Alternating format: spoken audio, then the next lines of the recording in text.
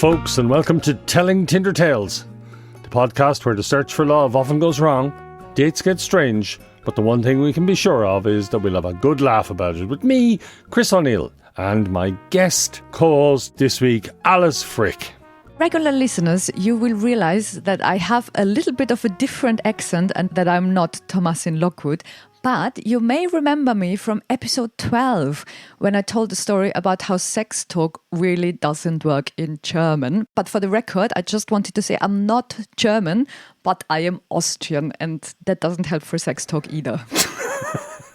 So Alice, who have we got calling in this week? So we have Paul. Tell us, where are you calling in from today? Hi, I'm Paul. I'm from Chatham, Kent.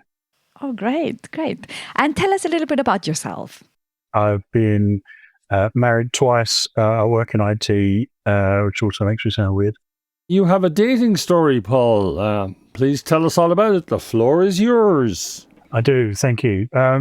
So, as mentioned, I've been into my second marriage. So I've been married most of my adult life. At the time, had been separated for, I think, 8 or 9 months, and felt invigorated and wanted to get to know people, and lonely and a bit sad as well, and was trying. I think I tried every app, to be fair, but this one does involve Tinder. So it was on there, just swiping as you do, and found sort of connected with somebody who seemed lovely, but was a little distance away, sort of up towards the Midlands, and very quickly kind of got a bit of a vibe going, and then and had half joked almost immediately about meeting up soon, which is not something I would normally do. I'm quite a distant, not really, avoiding people kind of person. So, the prospect of meeting somebody quickly was new to me and a bit scary. And then after a few chats, kind of sort of said, let's meet tonight. So, being Mr. Spontaneous for a change, jumped in my car, drove up there, got a little way before they realised I know nothing about this person. I don't know if they are actually single and living on their own, or if it's 4 blokes in a house who are going to mug me. So I did the safety thing and told a friend of mine where I was going, and said, if you don't hear from me by lunchtime tomorrow, then I've been kidnapped and please call the police. So we got there, met the lady. She was single, living on her own. I think she'd had a drink or two. She was a bit nervous. I was nervous, obviously. Went into the flat and got talking and things. And within 15 minutes of meeting the lovely lady, she was telling me her entire life history, including things like where she grew up, her parents' full names, her parents' entire backgrounds, her whole background, literally her entire life story, which I put down to nerves and stuff. And so, it was actually quite nice to me, and I didn't have to say much, because she's great for me, because I'm, I'm a bit nervous. So we were talking, had a lovely evening in the end, had drinks, had some laughs and some fun, and watched a bit of telly and things like that. And then I spent the night. All went really well. Woke up the next morning, everything was all happy, everything good. Had breakfast, and then decided to go to lunch. Again, she's telling me more stuff. We're talking a little bit. I hadn't really divulged much about myself, apart from, I separated and lived alone and had grown-up daughters. And so we went to lunch, which was lovely. And we went to a local place where everybody knew her. She started making big displays of affection as sort of a waiter that she knew would walk past. She would leap across the table and kind of grab my hands, or try and kiss me or whatever. And I was just like, okay, this is getting a little bit full on and a little bit weird. But, we carried on talking. I was busy eating, so I'm always happy when I'm eating. So, we were chatting and getting along. I was thinking, this is all very nice, moving a bit weirdly, but, I could overlook it. And then she started saying, I can't wait to meet your daughters. Obviously, you can introduce me as your friend. You wouldn't have to tell me what our real relationship was. And I'm thinking, I've known you for less than 24 hours. This is all starting to get a little bit weird. And she's like, oh, your daughters will love me. We can meet up. I'll take them shopping, and we can go here, and we can go there, and we can do the others, and I'll be their best friend. And I was thinking, I think I kind of want to go home now. I'm starting to get a bit freaked out. So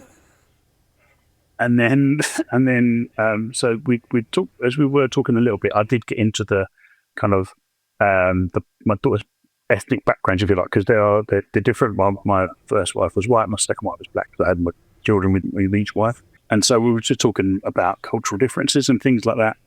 And while kind of gazing into my eyes and holding my hand quite tight across the table, she said it was something along the lines of, I love half-caste kids.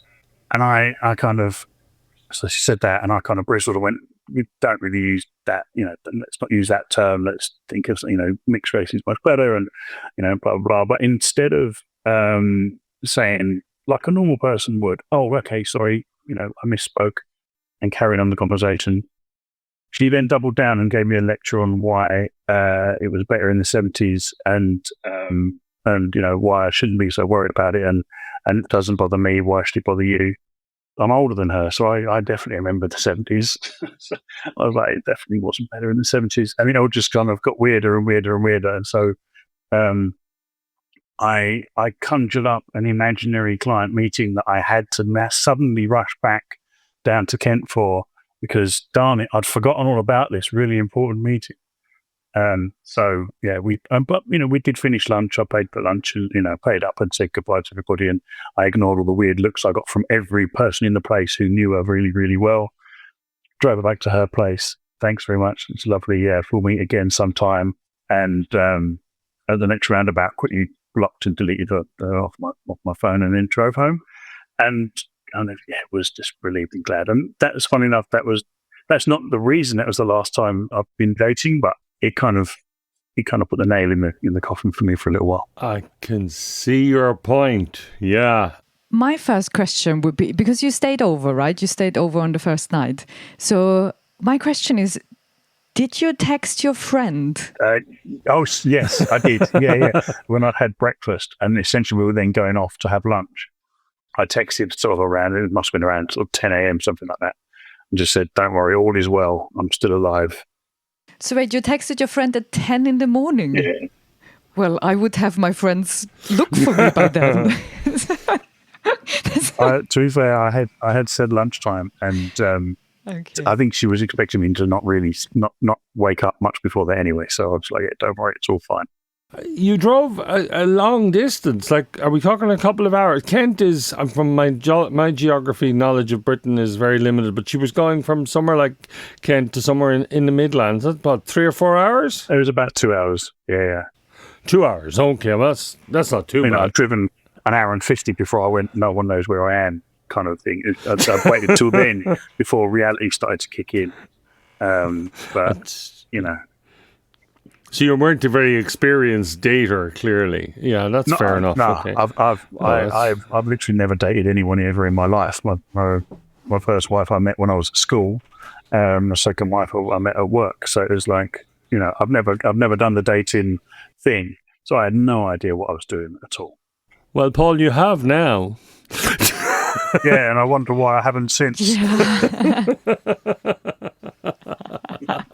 But she was more or less the only person you matched with on Tinder. Is that fair to say?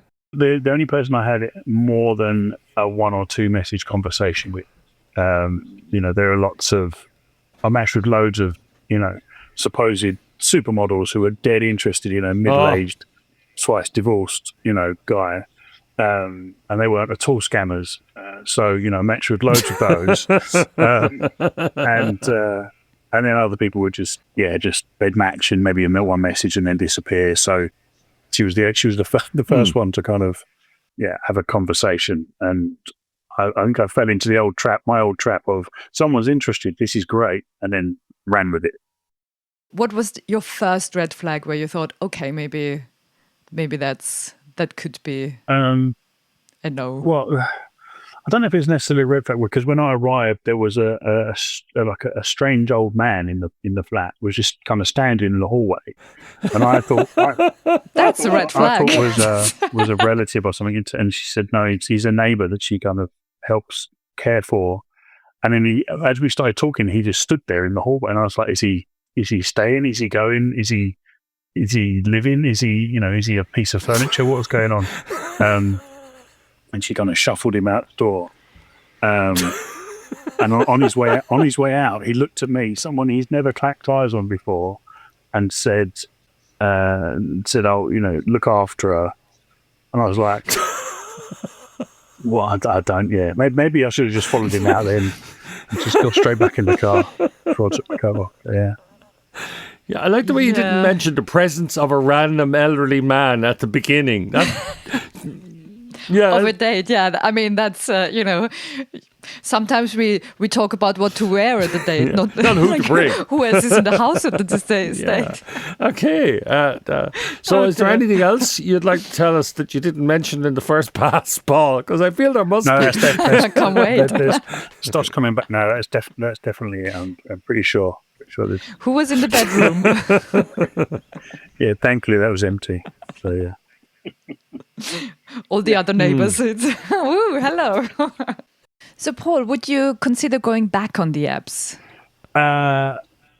Yes, but I'm not looking to date or anything at the moment. So that's the only reason. Otherwise, I would, mainly because the apps are kind of really the main way of meeting people, and also, much as I like where I live, I don't like most of the people around here, so I wouldn't want to date anybody from around here because they're all a bit odd. So the apps would take me a little bit further afield than because I work from home as well. So it's not like I'm going to meet people on the commute or in the office. That's that's an interesting consequence, actually, as I think of it, about people working from home. It's going to further isolate people. And what other safety tips do you have when you go on dates? Probably doing a video call or something beforehand is probably a good idea. I've had some interesting video calls of a couple of other people I met off the apps who said they were this and were not, and then they seem very surprised when you go, you don't look and sound anything like the person on the profile, and they go, no, but I'm better like this, and you're a completely different person. You're not, this is not who I thought. And they're like, no, but I'm so great. Yeah, she's weird. So how does your profile look? Mine has been vetted by female friends. So there's some kind of normal pictures of me out and about. No pictures with my shirt off. No pictures with fish. No pictures where you can't tell which one in the group I am. Oh, no handstand in underwear? No, absolutely not. No gym selfies or anything like that. Oh. I filled out every part of the profile. I made a point of getting 100% on the profile and verified the profile as well, which a lot of people don't bother doing. And all these supermodels never seem to need to verify their profile. But I did ask some people, how they would describe me, and then I removed the kind of negative insults that I got and kept the nice bits. But women don't read profiles either. I know men don't. Mine says in kind of big letters, recently divorced, not looking for marriage, not looking to live with somebody long term just yet, blah blah. And they're like, hey, great, I'm looking to get married, let's go for coffee. Let's read the profile first, shall we?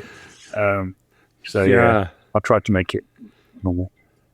It is really hard to make a profile look normal, I think, because I think normal is different for everyone else. For example, my profile, I had a picture with me and goggles and a snorkel at the airport because I thought, that shows I'm traveling and I like snorkeling. And then my friend said, what is this? And I said, this looks funny, no? And I said, no, you look just weird.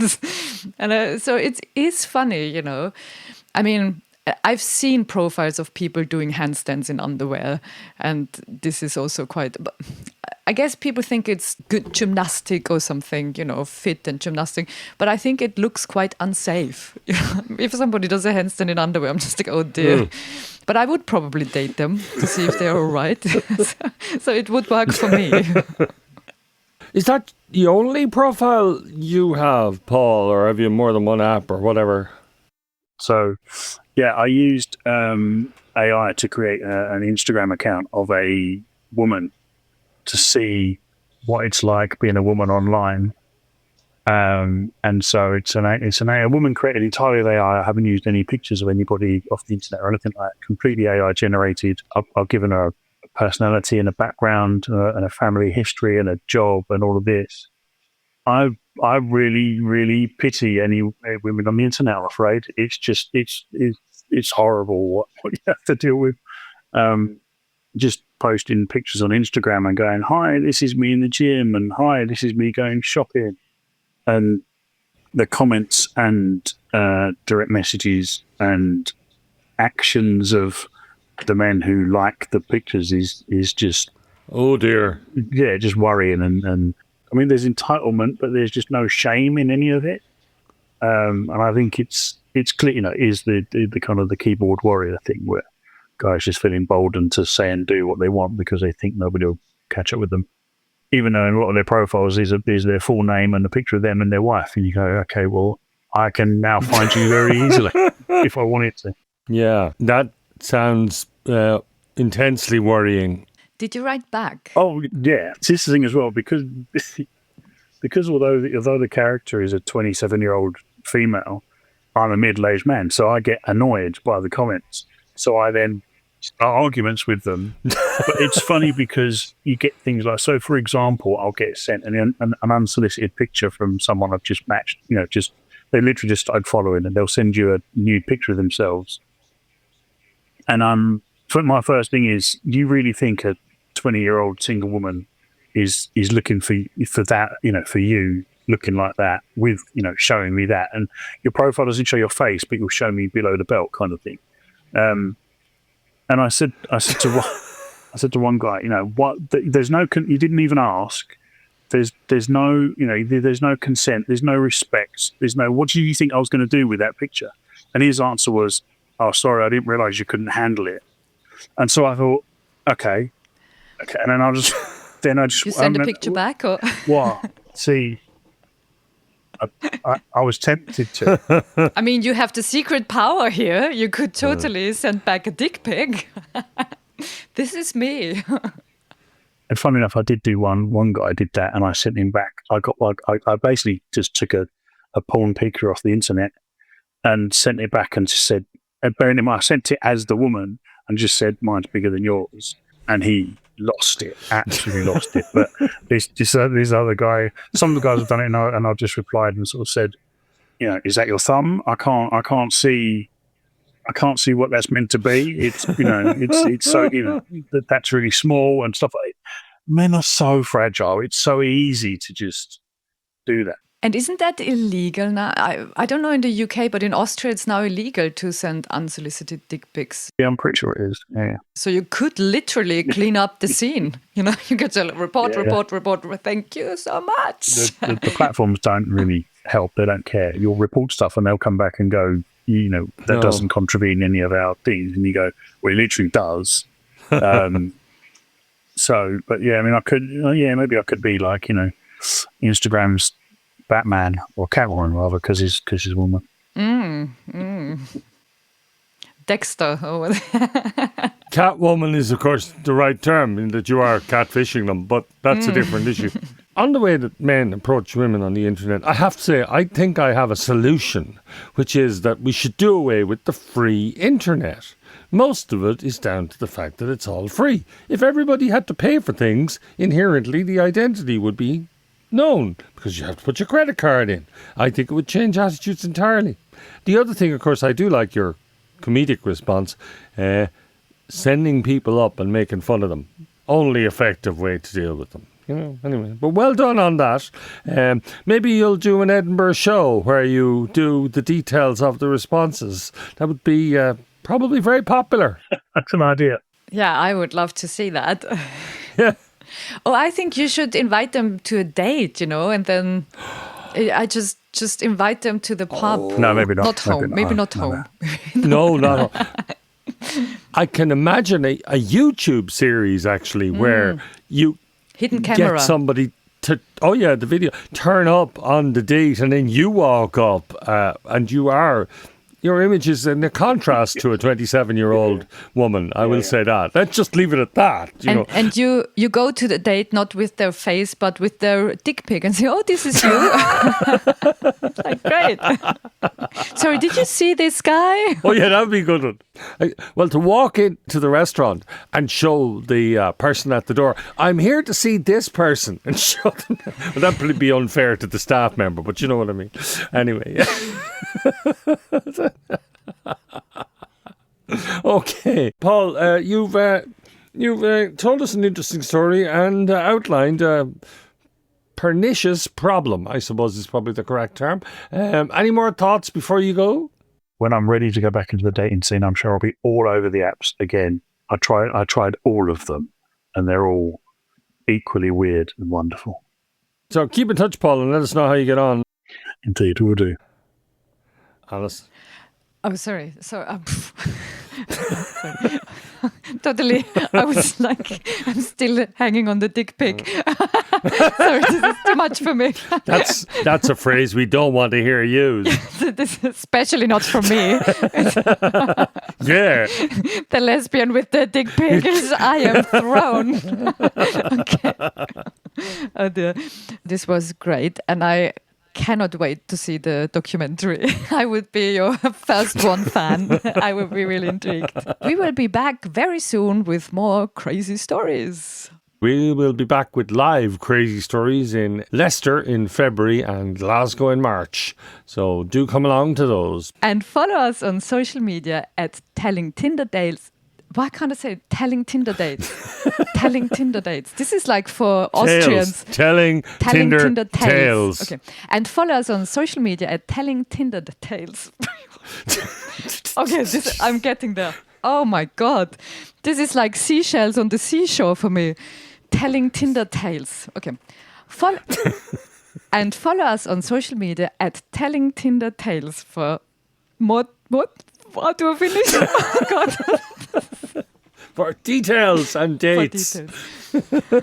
So it's goodbye from me and it's goodbye from everyone here. And say goodbye, folks. Bye-bye. Bye. Bye.